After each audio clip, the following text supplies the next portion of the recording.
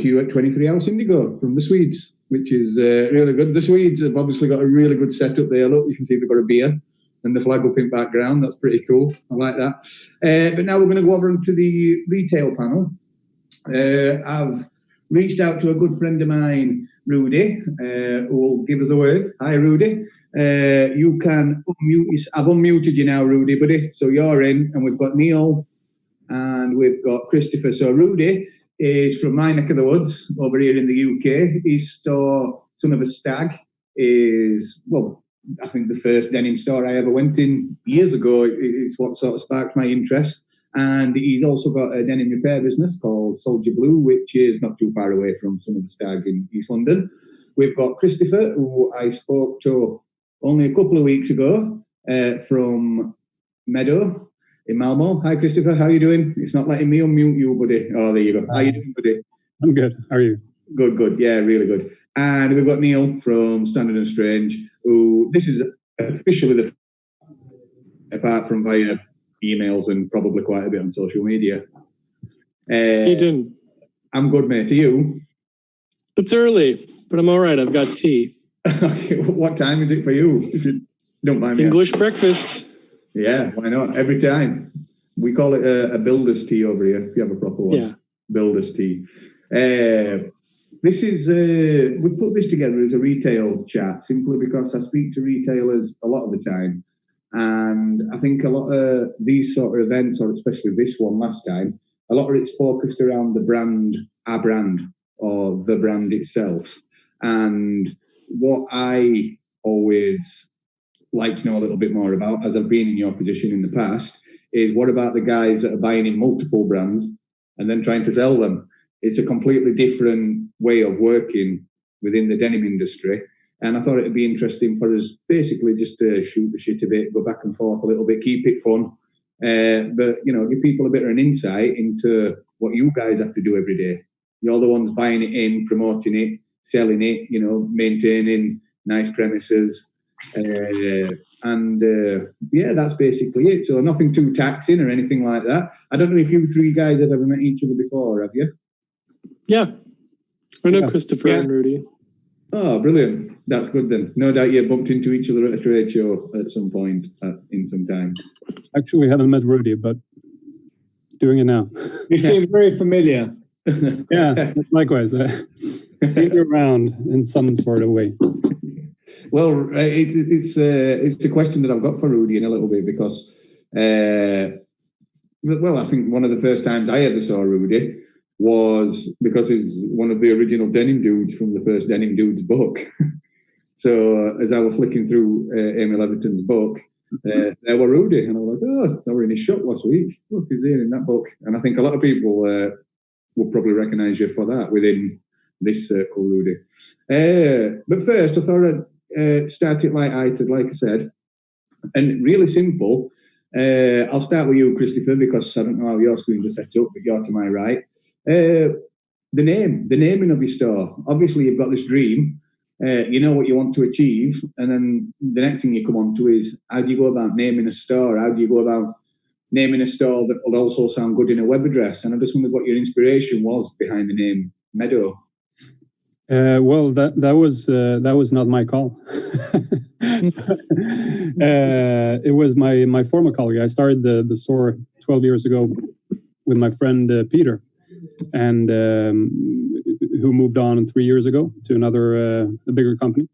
But that was actually, we went through like 100 different names and tried to like visualize how this would look, how does it sound, is it like easy to understand or is it easy to spell or something. Ended up with me just saying, I don't care anymore, you decide, go ahead. Then he listened to this band called Dead Meadow, like a stoner band from the US somewhere. Mm-hmm. And he said, why don't we call ourselves Dead Meadow? And that would be weird, like just taking a band name. So, and also Dead perhaps is not the best thing to go about. And so I just removed Dead. And then we had Meadow, and it looked good, like starting with an M, ending with a W. You could do something with that, short and concise. It's a nice name, kind of neutral. So it wasn't much much more to it than that. Yeah, no, I just wondered because does meadow mean the same? I mean, a meadow over here is it's grass. Yeah, basically. Yeah. So well, it's not Swedish, but yeah. We always do the English versions here as well. Yeah. And what about you? You, Rudy? Obviously, you've got Son of the Stag, which sounds just like a denim store. 100%. Well, in fact, funny story. So basically, I work for the brand. We do distribution as well. And one of the brands we distribute was called Son of the Stag. The reason why is a Danish brand, or was a Danish brand, run by and owned by a guy who's a friend of mine still, Torben Hjort. Hjort in Danish means stag. So he was Son of a Stag, as his family name was Hjort. Can you hear me, guys? Yep. Okay. You're so basically, he gave up on business because he was enjoying the design aspects, not the business side of things. So, and we were more or less family, if you like. I stayed at his place, he stayed mine.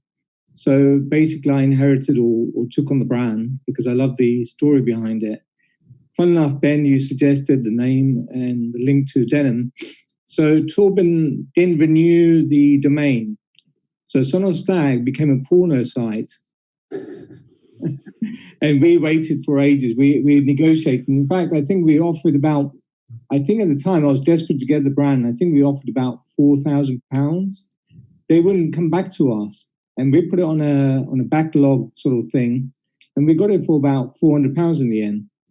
So we were very lucky, we were fortunate. But anyway, that's where Son of Stag comes from. And Soldier Blue is a story that you can perhaps look up. But it used to be a store I used to sell to. I used to be the sales rep for Wrangler jeans. And it's a store that I aspired to, I loved. And the guy, Mr. Mac, he's passed away sadly. But he was my mentor on King's Road.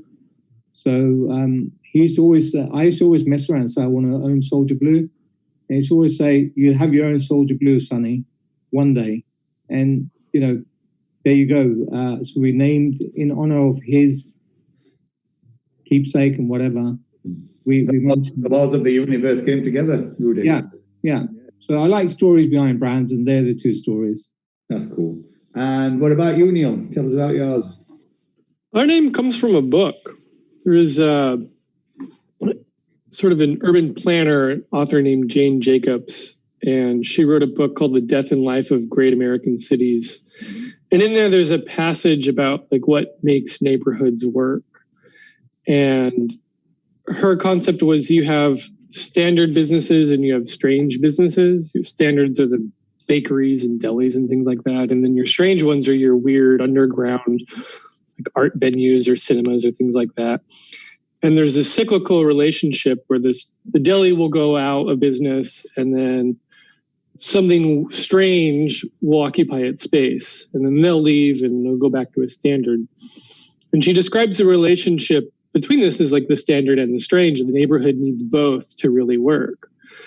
And we just thought it was really relevant to us. It sounded good too. I mean, our first store was in a alleyway that used to have municipal horse stables back when horses were cops in Oakland. And so it had been converted to being these small little retail stores. So it sounded good. It had a good ring to it. There was a way that we could make it about clothing in some way, but there was also an interesting, really relevant sort of backstory and concept behind it. That's really interesting, that, Neil. Yeah. It's really good. The whole standard and strange about how, a standard business finishes and then a strange business comes in, and then it's a really what that book again, just for anybody that's listening, because I'm going to write it down. Yeah, it's called The Death and Life of Great American Cities by Jane Jacobs.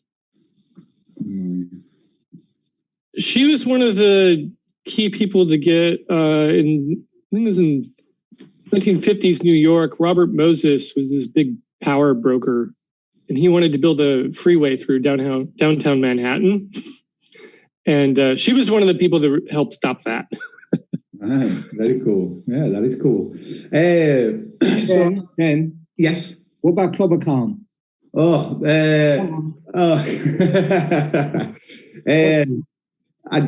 literally, no word of a lie. I wanted to start up when I worked for the vintage clothing wholesaler. I used to see so much vintage denim come through every day. I used to grade denim every day. And obviously, you can't take it all home. I work there. I'm grading it to be sold to customers, to vintage stores. And but I used to get really frustrated with how 1 minute I'd have like a brilliant garment in my hand or something that I thought looked beautiful. It didn't matter whether it was massive, small. It didn't matter. It was just as it looked. It didn't have to fit me. And then next day it'd just be gone. It'd be packed in a box and shipped off, and I'd never see it again. So I started an Instagram profile just to start taking pictures of it, really, and having somewhere to log these pieces. Just a few beers one night. Clobber sounds good because it's quite northern. So clobber, and it means clothing, where from my neck of the woods. And everything with clobber on it had already been used. And then my friend were in a band called Exit Calm. And I don't know why I worked with him, grading the denim at the time. And I basically just nicked the second half for his band and chucked it on the start of mine. No idea that, nice. I'd end up with a store or anything like that. So the thought process was probably about 3 minutes, if I'm completely honest. And that were it. It were done. Nice. Yeah. I've always said it'd be a success no matter how I go about doing it, no matter what happens, whether it's with another store or what. It don't really matter. If I can get it into the dictionary, I've succeeded. Well, you did. If I can do that, I've succeeded. God knows what it will mean. I purposely asked you guys to be involved because you're all in different parts of the world. So I thought it would be a little bit more interesting for everybody else listening because you've all got different, you all have different outlooks and how you deal with your customers and stuff like that. And one of the things that I found difficult when my store were open, and it were only open for a year, so I haven't nowhere near as much practice as you guys have had, is when it comes to buying in stock, basically you're always thinking about your customer, aren't you? You're buying it in because you want to be able to sell it. That's how you stay open. We don't have to mention brands specifically, and we don't have to mention anything too deep, but just wondering how you go about buying in your stock for your customers and what challenges you come across. I mean, post-COVID and then I suppose during COVID, there's two very, past, before COVID and then actually now is a completely different ballgame.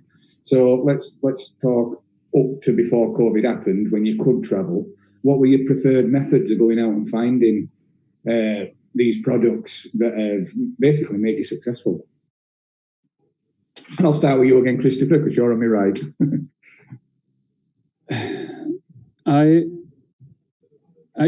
really don't know. I just go on trips, Paris, New York, Japan, and of course on Instagram you find things and you get emails from different people. You find inspiration in different other stores, of course, while you're out traveling. Just meet up when contact them and get together. So get a feel for the brands, and I really don't think too much. This might sound strange, but I don't think too much about the customer. What has been successful for me is when I stopped thinking too much about would this be a good thing for our customers, or should I have this thing here just to have something perhaps cheaper or more approachable, stuff like that. And the more I've moved past that, the more successful it has become. When I just really buy exactly what I love, because then I can sell it much easier as well. Of course, then there are a couple of times where I do that and I don't sell anything at all. And then I try one more season, I just, lose money on it. And then, of course, then I'll have to listen to the customer and realize that this won't fly. But otherwise, I mostly just go for what I really love and what I feel for at the time. And that's about it, I think. No, that's cool. That's really cool. How would you say you approach it, Rudy? I mean, you've been around for years and years and years, so you've got really long-standing relationships now with a vast array of brands that you support and they support you as a customer. So I suppose a good way to ask you would be, what would turn your eye? What if you were going to take on a new brand? Is it because somebody comes and impresses you, or is it because you think, right, I'm not going to sell that anymore, so I need to fill it with a new brand, and then the process starts? I think you can break the question down a bit. So at the beginning, we wanted to make sure the till rang, otherwise we go bust. Mm-hmm. So we were taking on things that were perhaps not where the heart was, but the mind was saying, you've got to buy this to make sure you take some money. That was a long, long time ago. The company's been going since 1993. Retail itself, because we do consultancy, we do distribution, we do different things. So we were always lucky enough to get new brands, and we were made aware of new brands ahead of most people, because people come in the showrooms, retailers come in the showroom and they say, hey, I've just seen this new brand. And lo and behold, never heard of it. We research it, we go into it. And if it's something that fits in, we will buy it. Now, many, many years on, we use the brands that we have as a benchmark. So if we take a new brand on, it must be better than what we already have. So sadly, that means that sometimes you say goodbye to friends.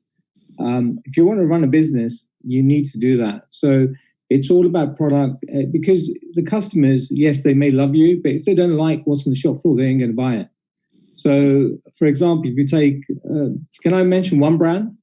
You can mention as many brands as you want. I just didn't want to put you on the spot. So, for example, if you look back, and I'm not going to mention the brands that we've actually now left behind, but Oni as a brand came along and it killed a few brands because they just were offering what we needed. They worked with us, and we probably have the biggest collection of Oni denim in the world now, because I can't even list the number of models we have, the fabrics we have. But so the existing brands are a benchmark that other brands need to beat, if you like. They need to do better or do something different.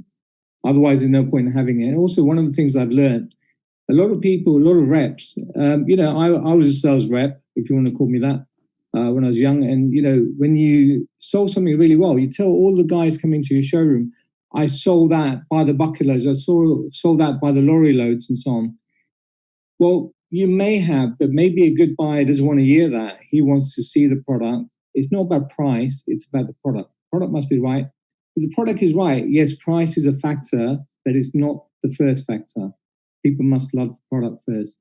We tend not to do the shows are really important. We use shows as inspiration. We don't like buying at the show because you get all hyped up and you put silly orders down and you get carried away.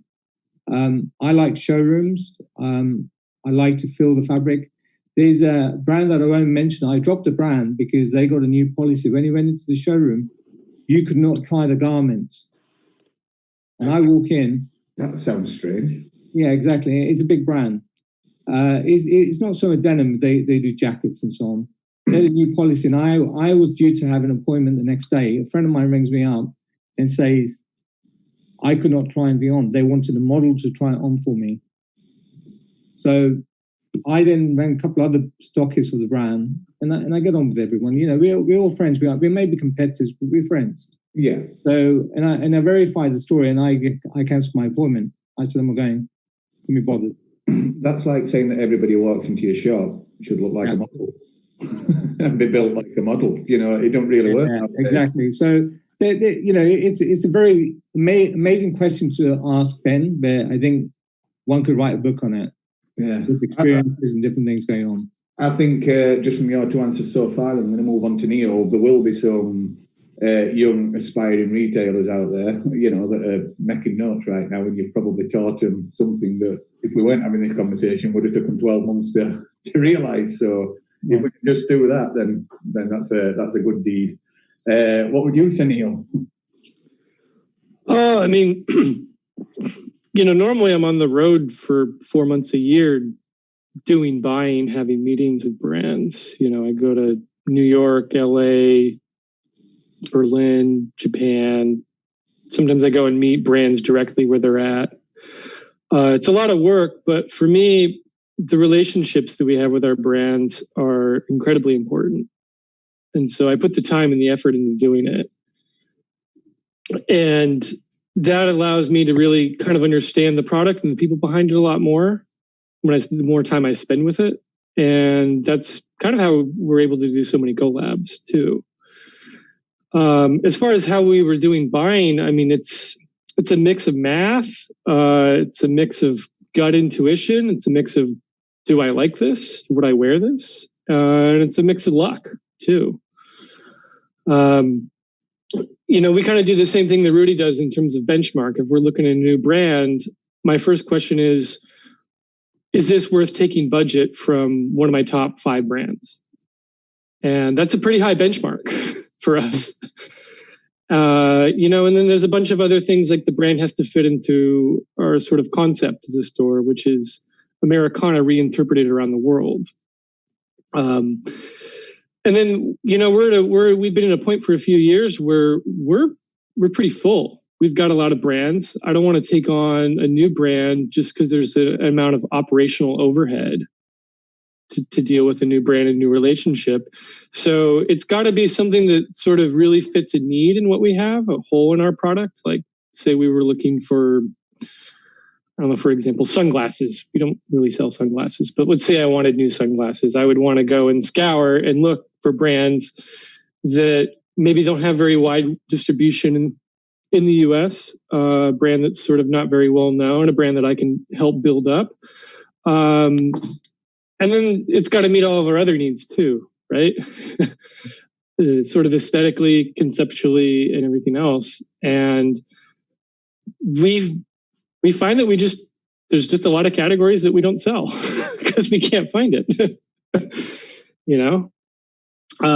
But what would be an example of some of them categories, Neil?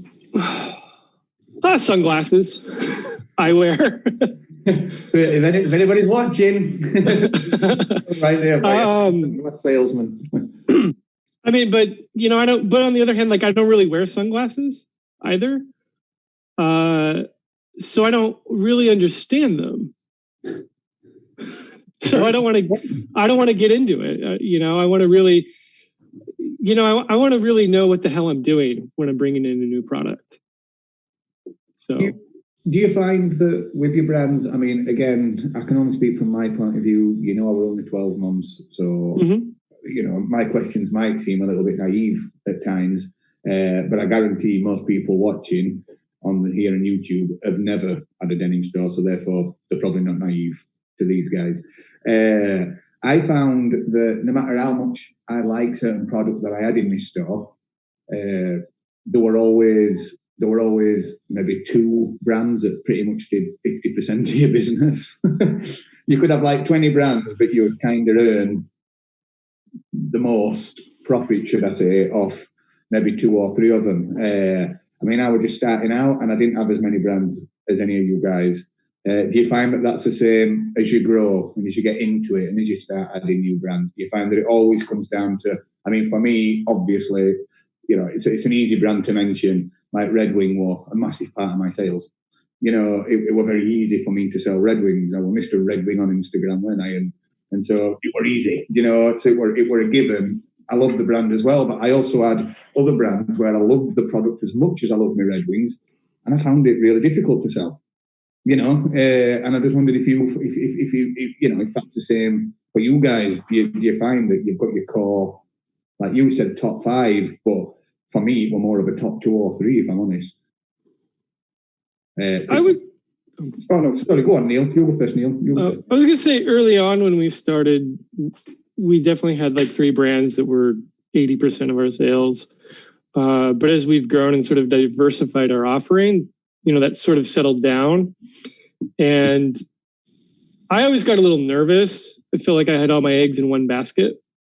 Because remember, you're buying season over season with these brands. So if your top brand that makes, that keeps your lights on and keeps food in your belly, if they come out with a shit collection, like you're screwed, right? Or just a collection that doesn't resonate with your customers either, right? They might take a different direction one season. Yeah. So it was like that early on, and we did a lot to really sort of diversify that. and give a lot of different options, but still have them sort of being bound to a common thread. That's really interesting. What would you say about that, Rudy? I'm moving back along top of this. It's all about analytics and so on. But basically, there's 2-3 things. So top 2 brands that you suggested. In Neil's case, perhaps is top 5 brands because he's got a lot more brands and so on. Whatever it is, but there's different ways of analyzing it. Is it the number of pieces that you sell? Is it the money that you turn over? So it could be that the brand could be your number one seller in quantity pieces, but the money, because it's a cheaper product, maybe it's t-shirts rather than jeans at £300, you need to sell 6 times more of that t-shirt. So then you've got to work out that. But yeah, you're 100% right. It's 80-20, they call it, don't they? Or 20-80. 80-20, true, yeah. So 80% is where you make the money with 20% of the product, sort of thing. But it's a little bit more complicated than that. So there are brands, for example, where we might buy narrow, so not as much choice because we think we've got outright winners, but then we'll put silly quantities behind it. We'll program the quantity because we don't want to get, 100 of the same t-shirt or whatever it be. So we program it by month. So we want to make sure we get the product. So we'll say, okay, fine, we're going to get a drop in February, drop in March, drop in April, drop in May, drop in June, drop in July. We pre-program these and we know there or thereabouts what we will move. And then sometimes come April, we know we got some more coming May, June, July, August, but we're panicking. We're thinking, shit, we're selling too much of this. So we're putting in some more orders behind it, stock orders and so on. So it's very complicated, the whole thing, but it's to do with certain brands performing better than most. But you need those fringe brands, ones that you will sell because they offer something that your top brands are perhaps not doing. And you've got to back those up as well. So you've got to, a guy coming in may look at red, pink, yellow, but only buy navy each time. But you've got to have the other colors to draw them in, number one. Number two, you've got to also have variety because you have got those fringe customers. You have got the geeks who want those specific products. It could be a coat for £2,000. You'd only buy perhaps 6 of those rather than 30 of something else at £400. But you've got to buy those because you sell it and that attract people's attention. So it's a really complicated build to make sure you have the right assortment, the amount of budgets placed in the right places. When people say buying is easy, well, no, it's not, because you're going to forecast who's going to walk through your door 7 or 8 months ahead, because you're going to place orders approximately 7 months ahead for them to have time to make those garments in, to your price specs and so on. The buying's easy, but the selling's hard. So that's it, isn't it? I completely understand what you're saying, Rudy. What would you say, Christopher? Do you feel that way, or do you feel like you've got a good balance across all your brands? Well, it has been a few brands that has been carrying the store for a long time, but that has also it has diversified, over more brands and more products. So it used to be like that, but also, as Neil said, you don't, putting all your weight into one brand and they make a shit collection, then you're screwed the next season. Mm-hmm. So that has also been something I've been trying to work my way from, away from. But no, it's I don't have much more to say than what they said. It's kind of sums it up. Something that I always find interesting, it gets talked about all the time. People used to ask me when they came into the shop, when it comes to, this is sort of a 2-part question, when it comes to location of manufacture, and we don't need to mention locations, but when it comes to location of manufacture, is that something you consider personally, Christopher, and you think it's something that your customers consider when they're coming in? Yeah. There's certain places they would, and even if, let's say UK made or Spanish made, for example, UK is the best because it's made in UK, but that item you bought from Spain could be equally as good, if not better. Absolutely, but it's still it is still important to a lot of customers, at least in our business, I think. Yeah. Would you agree, Rudy? Yeah, except I think the example you gave about Spain hasn't got such a taboo. It's other countries have got taboo. Yeah. Bangladesh, if you like. Whatever. It's to do with how they make it, how they treat their team. Production could be absolutely amazing, could be the best. But if you're not treating your team well, I think the other guys would join me in saying perhaps you don't want to deal with those companies. Yeah. So I've actually been in a situation with the brand, and they had a T-shirt, one singular T-shirt, and they had about literally 30 different illustrations on them. So you could choose effectively 30 different T-shirts. I couldn't find one that I didn't like. So this was in Japan, and I got really carried away because I got excited and I got the phone out. I started doing the calculations, and it was coming out they're going to sell for £35.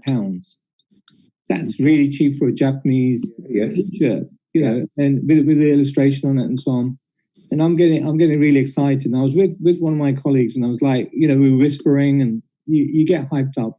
And I was like, how do I do this? So on that one T-shirt with 35 illustrations, the order calculated to be close to about £10,000. One T-shirt at retail. Now that's a lot. And then I thought, hang on a minute, this does not smell right. So I went back to the brand or to the guy selling it to me, and unfortunately spoke perfect English. And they don't lie. In Japan, if it's bad news, they tell you. If it's good news, they tell you. It seems a bit boring, they just don't have beating around the bush or whatever. They tell you as it is. But anyway, on this particular occasion, they say to me, I said, are you sure this is made in Japan? And he went away and he talked to his boss. His boss was sitting at the table. And they kept looking over at me, and I say to my colleague, there's something going on here. I don't feel good about it. Anyway, he came along 10 long minutes later and said to me, well, the printing is done in Japan, but the T-shirt is made in another country. And I don't really want to knock that country. It wasn't Bangladesh. But anyway, I said, okay, look, I'm okay about that. If you tell me what factory it is, I need to verify that factory. Fortunately, I have a lot of contacts around the world on the manufacturing side because of consultancy and so on. So I thought I had a good chance of verifying the factory would be ethical. They would not give me the name. So that was a wasted £10,000 worth of business for them and me. Yeah. So I didn't do it. So yes, countries are really, really important to me, and obviously to the customers who shop with us, because these guys are not spending, because let's face it, Ben, the prices we have in our collector stores are not the Primark prices. They're not. They stand for something. You're the safety net for your customers. You want to give them the best product. You've chosen it from your heart and your mind, and you also want to be ethical. And if the ethical stance isn't there, unless it's for sure, I will back away. If I smell something going wrong, I'm not getting involved, even if it means money. That's really interesting. So it's not so much, the location is important, but what you're saying is it's more how it's made, by who it's made, as opposed to where it's made. Yeah, the quality is going to be there, the continuity is going to be there, the ethics got to be there. It's almost like there's good and bad everywhere. I've seen what they call suicide nets on top of factory roofs and so on. Ooh, and it's not fun, and you can tell what it's all about. Yeah. What about you, Neil? Is this something you consider? You've just mentioned that you travel literally global when it comes to buying your stock, so no doubt you speak to people from everywhere. What would you say? Do you think it's important to your customers? Does it have to be USA made? Is that what you sell most of? Or, how do you approach it as well? It's incredibly important to me, both as a business owner and just as a civilian, that I want to know that what I'm buying doesn't come from death or pain or anything like that, or slave labor. And so that, of course, translates to the business too. So it's got to be ethically made no matter where it comes from. I've been in factories in the US that were sweatshops, hands down, they were sweatshops. But I've seen others that weren't. You know, it really depends on the factory it's being made at. And it's really hard to verify. I can't go around and verify that each of the factories that all the pieces were, they're being made at are ethical. So there has to be a certain level of trust that I have both with the brands that we sell. And you can learn a lot just by asking questions, like Rudy's story. If you start digging in and you get vague answers or no answers, something's up. They're trying to hide something. And maybe they're not trying to hide something that they don't know. And that can be a red flag as well. But I also think that in the US, like the pandemic and everything, it's been sort of the great acceleration of all these trends that I've seen slowly happening in the US and globally, where people are just becoming more and more conscious of what they're buying and where their money is going and what they're supporting behind that and sort of what that means to them. And I would say that most people really, they don't want to, if they knew that this t-shirt they were looking at used cotton that was grown in Xinjiang province in China, which means it's very likely grown by slaves, use slave labor, a lot of people aren't going to want to buy it. I agree with that. Transparency, basically. Yeah. Like we said, it's not where it's made, it's how it's made and by who it's made, I suppose. We've started getting a few questions coming in, guys, if you don't mind. This is quite a fun one. I'll start with you, Christopher. Right. How has your own personal style changed or not changed from when you started the store? It has changed a lot.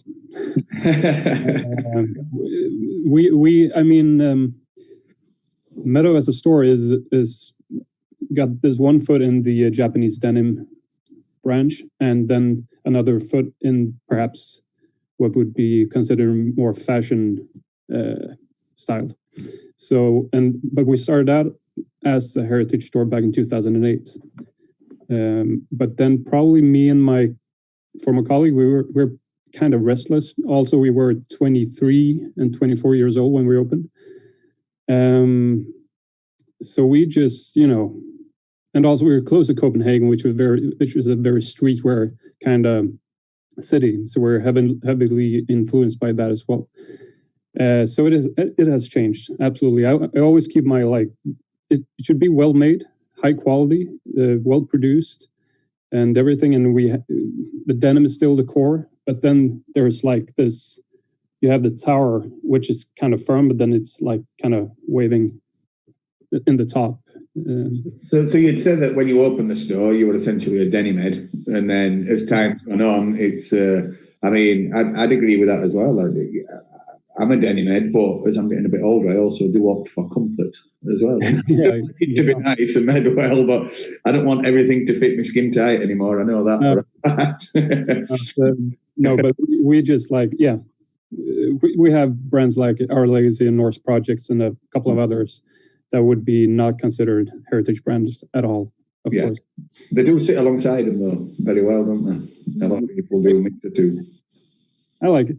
They must all shop at your store. Rudy, what would you say, buddy? Back in 1993. I'm very unfaithful to brands. I do my thing on the day. I change my wardrobe per the day. And it's actually been lazy. So what comes in my hand goes on my back. I don't look in the mirror. I toss. Sometimes I'm pushed into it, like my other half turns around and says, "You got to iron that shirt. It's out of respect to Ben. You got to do it." And I'm like, "Oh, I'm going to do it."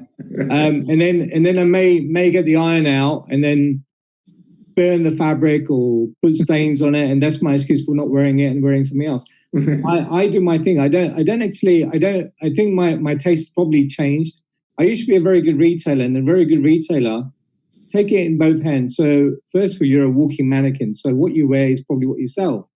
But on the other hand, I don't want to cannibalize my stock. So what I would actually end up sometimes wearing is something that I hadn't sold because I didn't want to cannibalize my stock levels. Yeah. So I don't know which one the other guys are at, but I'm lazy. But having said that, the good thing about what I do is that I keep my stuff. The stuff we sell doesn't age. It actually gets better with age. And the shirt I'm wearing now is probably about 7 years old, and I wear it regularly. So I just do, and I wear skinny. Well, I don't wear skinny. I wear slim. I wear wide. My thing at the moment, I'm probably wearing more like a 1947 cut, straight.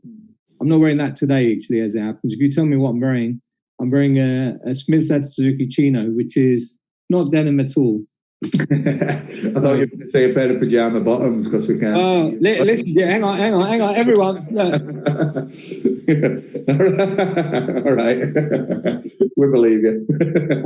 Neil, you're going up. Come on, let's see what you're wearing. Up in there. I'm also not wearing denim. You're wearing boxer shorts. No, I've got camo. Christopher? Yeah. Yeah. No, it's. We don't really do it. We know he's got pants on. He's working today. I'm wearing white painter pants. We ain't got a. We haven't finished yet, Ben. Come on. Oh no, I'm wearing denim. I'm wearing. Oh, he is. Hey. So I am unfortunate. Although I've not done every day this week. I could have been caught just like you go. Could all been in chinos then. Not that that would matter, of course. Neil, just a quick one. How long Standard and Strange been around, Neil? 8 years. 8 years. So have you changed, would you say, over that 8 years? Oh, absolutely. My style's gotten a lot more weirder, but also a lot more, I guess, sophisticated in a way. I say that meaning, like if I'm buying the weird, if I'm getting the weird shit for myself, then it's got to be something that I want to really kind of get the concept behind it and understand why it is the way it is and why someone went through all the trouble of making it. But it's also got to move me too. Like my closet's gotten so full over the years and I only have so much space that if I'm going to pick up a new item, it's kind of like back to this, that conversation about brands. It's got to be better than something else I've got. Yeah. So now, I've sort of got my basics covered, t-shirts, jeans, regular, button down shirts, things like that. So all the stuff I pick up now is pretty out there. But that's what I like about fashion though, is how imaginative it is, and since the pandemic too, like, I used to be very, very stodgy and uptight. I'd be like, I can't believe someone would wear pants with an elastic waistband in public. Those are for wearing in the privacy of your own home. Yeah. And now I've got like loop wheel sweatpants and they're the most comfortable thing ever. And I just wear them. If I feel like it, like I'm wearing it. Fuck it. We're in a pandemic. Yeah. And I'll wear them with engineer boots and like something else that doesn't go with it. And it works. Yeah. We've had a good question here coming actually. It's probably something that all three of you have got an opinion on, and rightfully so. And it's more relevant because we've got the Sisters of Selvage coming up after this. How many, basically, somebody's asked, how many women do you see walking through your doors? How many of them would be purchasers if there were more denim options in female shapes? Now, I think obviously they're referring to the raw denim options because there's lots of denim options out there for women. I think they mean within the raw denim sort of industry. So basically the question is to narrow it down. How many women come in to buy something and how many of them can you actually sell a pair of jeans to? Christopher? Not too many, honestly. I don't get too many women in the store. It's mostly women coming in with their partners. I do hear like today, there were probably still 3 of them asking me to start selling women's clothing, but not necessarily the denim. So I heard back in the day, I did try it on a couple of times, but it never really made it work. So, yeah. I think what they're getting at I think what this question's getting at is there enough brands out there making raw denim for women? I think that's what the question's actually asking into, and then asking for your experience of that. We've got Bazar, of course. I see that. Bazar will have some opinions.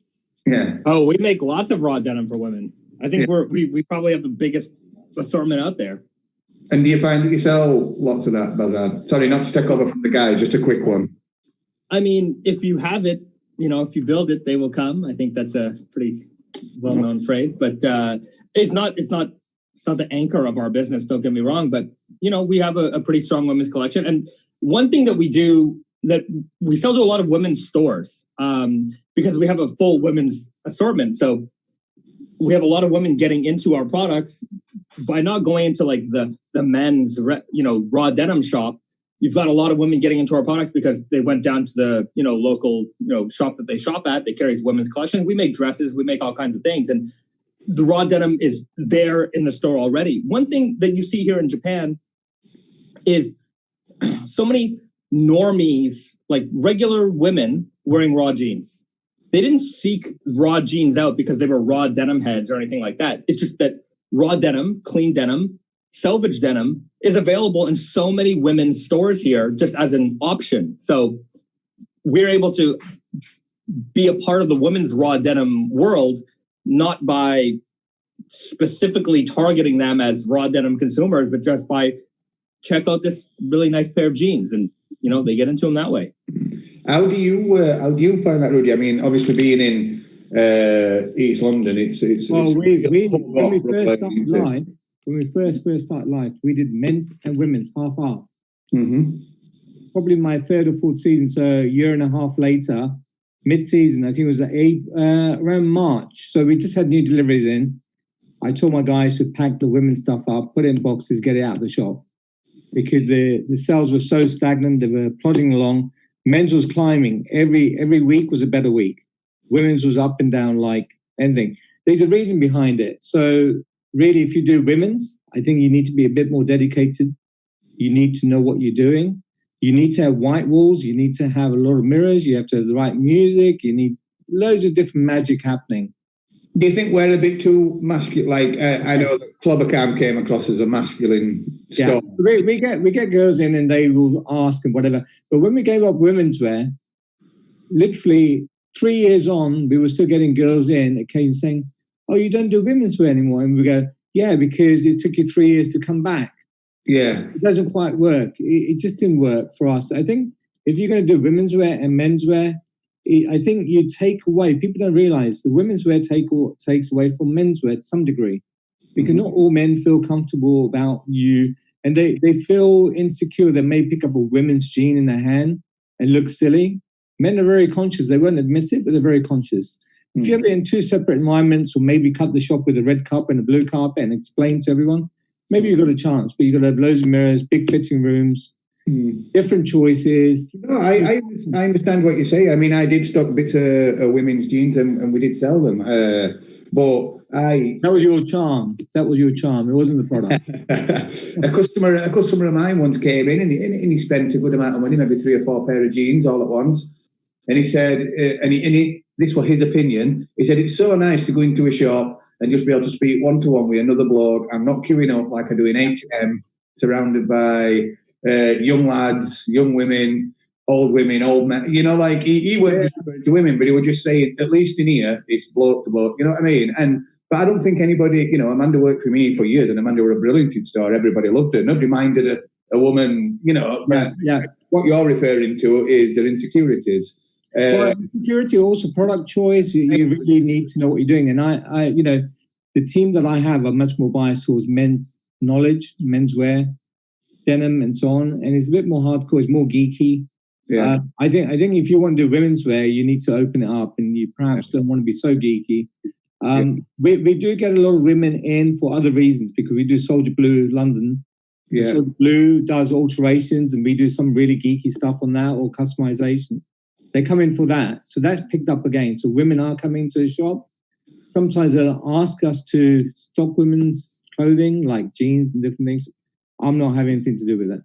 Yeah, it's not what you do. It's be really interesting, because the Sisters of the Selvage on afterwards, I think they'll probably have a good chat about, well, they'll almost carry this conversation on, I would assume, based on what I've heard, but I'll leave that up to Amanda. That's Amanda's gig. I mean, if they're good and so on, they can make it work. We simply are not in the right place to be able to make it work. Sorry, Rudy. No. It's just that I think, we were talking about budgets and so on. And we were talking, you mentioned before COVID, after COVID, Now with COVID, I think we're all going to be really careful with our budgets, where we put it. And I'm certainly going to bet on menswear because that's what we know. Yeah, that's right. And you know, the customers who come in, they expect us to know a lot more than other shops. We get all the geeks. We're the watering hole for all the geeks and whatever. And sometimes we get caught out and we put our hands up and say, honestly, look, that's new info for us. We'll check it out. We'll come back to you if they want an answer on it. And we can't give them an answer. Generally, we know. But I think doing women's wear, I think it just dilutes what we're doing. What about you, Neil? Is it do you stock any women's wear, or do you get many women coming in looking to buy a denim and feel like you're not able to make the sale because you haven't got the right product in, or you've not been able to go to a trade show and see the right product you want to buy from the brand, so on and so forth? We've always had a decent amount of women customers at our Oakland store. And I mean, they're mostly women who want to wear our style. So they're sort of adapting themselves into men's garments originally intended for men. You know, we have sold quite a few jeans to women, and they're you know, finding a fit that will work for them from what we have. We have a lot of women customers at our Santa Fe store, more so than Oakland now. And it's just our stock's a little bit different there. As far as selling jeans to women, we have a couple brands where they have fits where they just seem to work for pretty much everyone. There's sort of these magic fits. But it's really tough for us to keep those in stock. So we've lost a lot of sales because, you know, we'll say, look, we have a jean. I know it'll work for you. We don't have your size and we won't get it for 6 months. So, you know, I'm kind of with Rudy where we started out as a men's store, but we're not particularly picky about only selling to men. You know, I want to sell to people who give a shit about what we do and have, you know, our products like resonate with them and speak to them and move them. But I understand men a hell of a lot better than I understand women. Like I can look at a guy that walks in the store. If he says, I want a pair of jeans, I'll say, what type of fit are you looking for? Like, you know, skinny, slim, or not that. And I can look at them and hand them 1 or 2 pairs of jeans. I can guess their size and hand them a couple pairs, and one of those will work out for them. We did stock women's jeans years and years and years ago just to give it a go because we'd had a lot of requests for it. Fitting women in jeans is a whole other ball of wax. You really got to know what you're doing. And for us, it would be, we're not citizens of that world in a way, in terms of like figuring out offering products that are specifically for women that are going to really work for us. Because women who are looking for raws in the US, there's some of them, there's not that many of them. We don't see that many of them. And you have a little bit of a chicken and egg problem there as well. But I just agree with Rudy. Selling women's clothes is like the big leagues. You really got to know what you're doing, not just from the product end, from the merchandising, from the environment, from the mood, from the sales, and you know how you interact with them. It's totally different. And I went to a couple women's trade shows, and I felt like I was in another world. There were so many different subsections of style there, and it was so complicated. It was so complex, and I looked at it and I was like, "This is not for me." I am lost in this. I wouldn't even know where to start. I do have some women staff who are working for me, and they've given a lot of really good input, and they do help a lot of the women customers that come in, like Mari does. She does a fantastic job. Yeah, we've had a comment about Mari, actually. Yeah, I'll go through all them. I'll go through all them when you finish, Neil. And but in the end, it's not our wheelhouse, and everyone's getting a lot more conservative with buying for next season too, because we just don't know what's going to happen. Very good, Neil. Thank you very much. I'm going to start to wrap it up a bit. So I have to pass over to Amanda in 5 minutes. Just before we finish, I'll start with you again, Christopher, then on to Rudy, then on to Neil. Can you just let people know your Instagram and your web address? And even your store location if you want, just any information you want to get out there, because this will go on YouTube, which means it's immortalized in video and audio time. And who knows, somebody might drop on this in 2 years and listen to it and enjoy it. So please, let people know where they can find you. All right. Well, our Instagram is MeadowWeb, 2 W's. And our site is meadowweb.com. And we are in Malmö, Sweden, southern Sweden, next to Copenhagen. Lovely. It's on the main street. You'll see it if you come here. It's a very small city. And if anybody's going to Sweden and you're going to Malmö and you want to call into Christopher's store, obviously drop him a message via Instagram and I'm sure he'll get back to you straight away. What about you, Rudy? So the Instagram is at Son of a Stag and also at Soldier Blue London. The web address is, if you just Google Son of a Stag or Soldier Blue London, you get other details from the inside of London. Lovely. And they're just off for anybody that does travel to London, because not a lot of people do. They are just off Brick Lane as part of the Truman's Brewery, and Brick Lane is filled with vintage shops and lots of tourists. So there's a good chance anybody visiting London will end up down that end. And Neil? Our Instagram is Standard and Strange. Our website is standardandstrange.com. We've got 2 stores, one in Oakland, California, and another one in Santa Fe, New Mexico. Google will tell you where both of those places are at. Lovely. That's absolutely brilliant. Guys, I've really enjoyed the chat. I hope I didn't ask any questions which, I hope you felt comfortable. I could carry on, actually. This has happened with a few of the hours that I've had. I could carry on, but it'd be really nice. I've already done a one-to-one with Christopher, but it'd be really nice to do a one-to-one with you, Rudy, and break down some of the things that we spoke about a bit more for the YouTube, and same with yourself, Neil. Can I propose a new one for you, Ben? Yeah, of course. Can we all gather up and quiz you? Well, that's up to you. Come on, guys, we're all up for it. Logic questions for Ben. It could be called Logic Questions for Ben. Well, I'll let you guys pull that together and just let me know what you need me. Brilliant. So, just a few comments that did come in. I ain't got a raffle ticket update just yet, but I'll do that. I'll get that while Amanda's on next one, so I'll let you all know. And then we've got, just give me 1 second, everybody. If you're watching on YouTube, please press like or subscribe. It does get us up through the rankings. If you could share this on your social media, that would be really good. We are doing it for charity. If you've not checked out the Denim raffle, make sure you do that. The link's in my bio at Clobbercam. And we have got, sorry guys, I'm just scrolling through all this lot. Love Marie at Standard and Strange. Great to see women in the clothing. A lot of people can feel intimidated when entering a specialist store. Then the question of how many women do you see coming in? There has been a question where I haven't been able to throw at you, but it was basically your most favourite garment you've ever sold.